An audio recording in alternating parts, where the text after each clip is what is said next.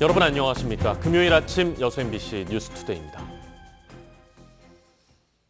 여수산단 대기오염 불법 배출 사건이 발생한 지 2년. 사건 초기 고개를 숙이던 입주기업들이 이제 지역사회의 권고안을 거부하면서 논란이 뜨거워지고 있습니다.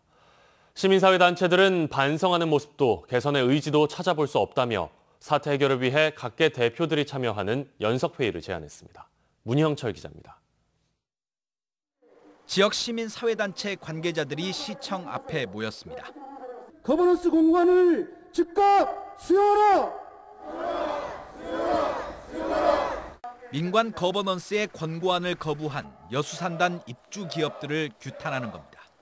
기업들은 의견을 개진할 기회조차 얻지 못했고 용역비가 과다하다는 등의 이유로 환경 실태 조사와 주민 건강 역학 조사에 필요한 용역비 납부를 거부했습니다. 시민사회단체들은 거버넌스 논의 결과를 존중하겠다던 약속을 뒤집고 이제와 책임을 피하려 한다며 기업들을 강하게 비판했습니다. 불법적인 측정 조작값과 유해물질 배출에 대한 일말의 반성도 없고 지역사회와 함께 상생하겠다는 의지 또한 없다는 것을 단체들은 본사 항의 방문과 집회 등 가능한 방법을 총동원해 강경하게 대응하겠다고 밝혔습니다. 지자체와 환경당국의 책임론도 불거졌습니다. 차질 없는 역학조사를 수차례나 장담했지만 결국 용역은 기약 없이 미뤄졌고 거버넌스가 요구한 위반 사항의 구체적인 내용도 여전히 공개하지 않고 있습니다. 기업들이 무서운 게 없으니까 이렇게 하는 거 아닙니까? 시민들의 건강권을 해치지 않도록. 측정치 조작 사태가 불거진 지 2년을 앞두고 있지만 기업과 관계 당국의 책임 논란만 오히려 커져버린 상황. 시민사회 단체들은 더 이상 시간을 허비할 수 없다며 지역 정치인과 시장 등에게 연석회의를 제안했습니다. 국회의원, 그리고 도의원, 시의원, 그리고 우리 범대위 상임위원들 같이 이렇게 모여서 이 문제를 어떻게 하면 풀어가면 좋을지 한번 논의 한번 해보자. 한편 전라남도는 전문가와 시민단체 등이 참여하는 토론회를 통해 이번 사태에 대한 해법을 논의해보겠다며 기업 측의 참석을 요청한 상태입니다. MBC 뉴스 문형철입니다. 정현복 광양시장의 부동산 개발 의혹이 연일 잇따르고 있습니다. 이런 가운데 시의회의 반대에도 일부 사업을 밀어붙인 정황이 나왔는데요. 광양시 등에 따르면 정 시장과 아들의 땅 일부가 포함돼 논란이 된 광양읍 도로사업 입안 당시 시의회 의원들이 도로에 기대 효과가 없고 장기 미실행 도로부터 개설해야 한다고 지적했던 사실이 회의록을 통해 확인됐습니다. 하지만 이 같은 문제 제기에도 광양시는 2019년 12월 도로사업 실시계획 인가를 고시했고 공사에 들어간 것으로 드러났습니다. 한편 더불어민주당 전남도당은 부동산 투기 의혹을 받고 있는 정현복 광양시장에 대한 당 차원의 직권조사를 요청했습니다.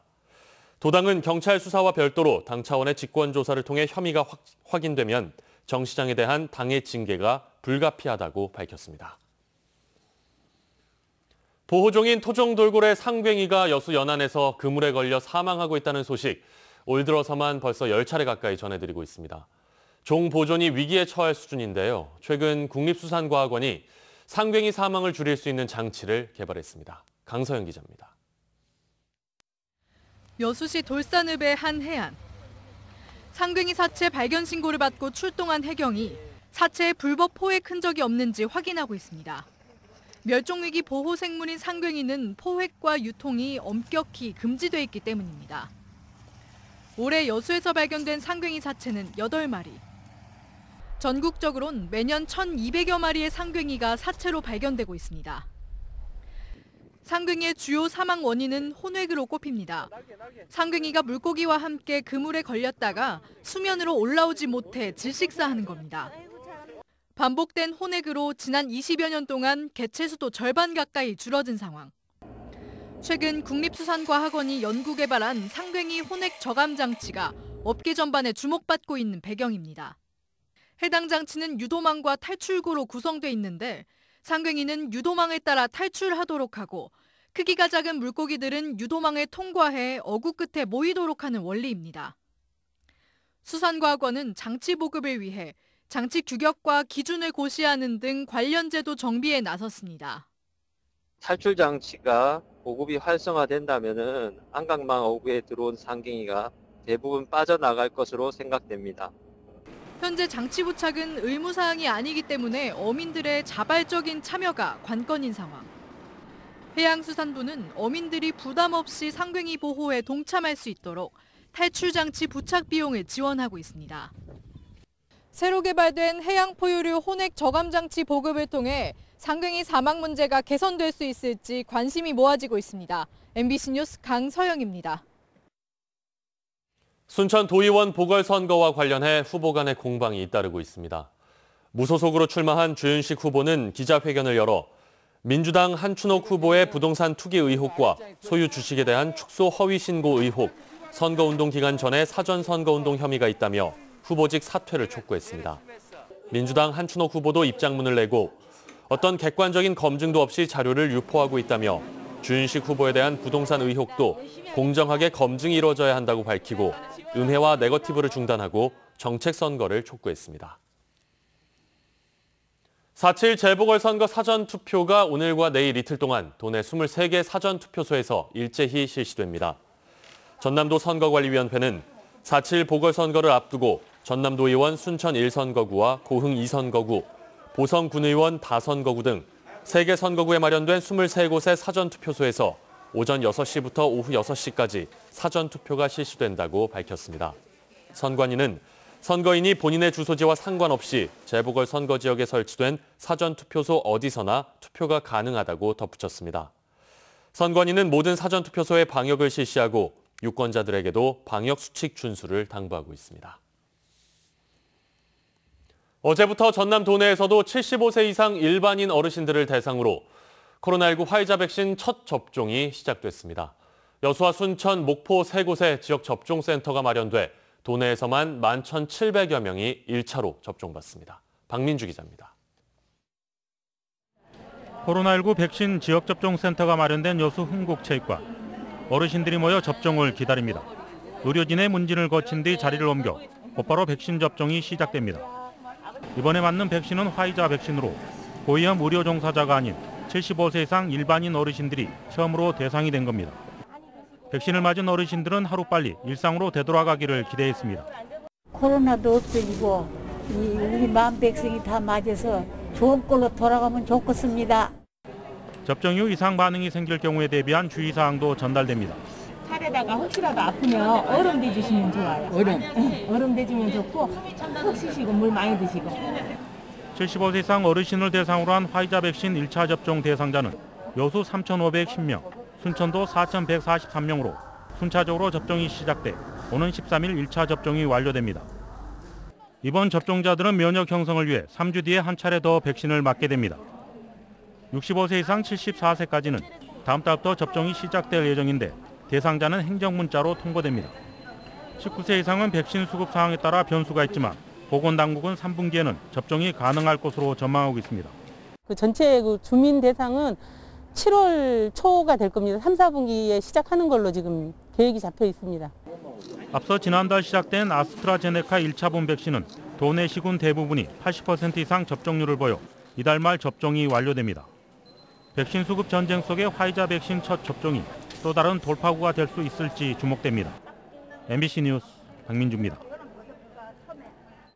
코로나19 장기화로 3월까지 한시적으로 완화됐던 긴급복지 지원 대상자 선정 기준이 오는 6월 말까지로 연장됩니다.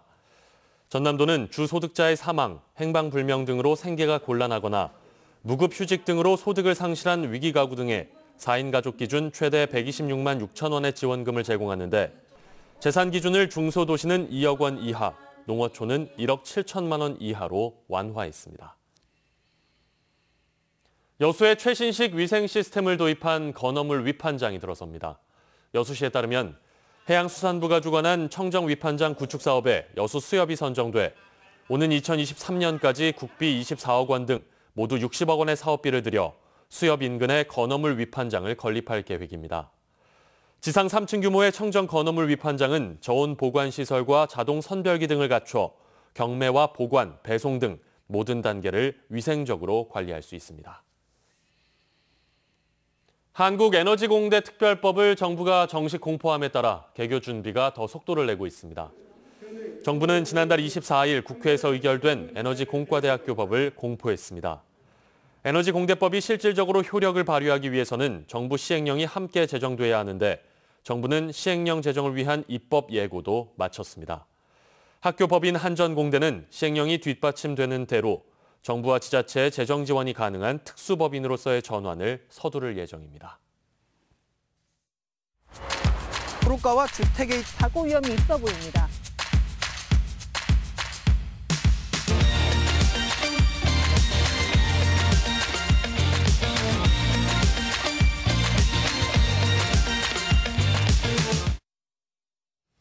프로야구 개막을 앞두고 기아 타이거즈 윌리엄스 감독과 선수들이 기자들과 만나 포부를 밝혔습니다.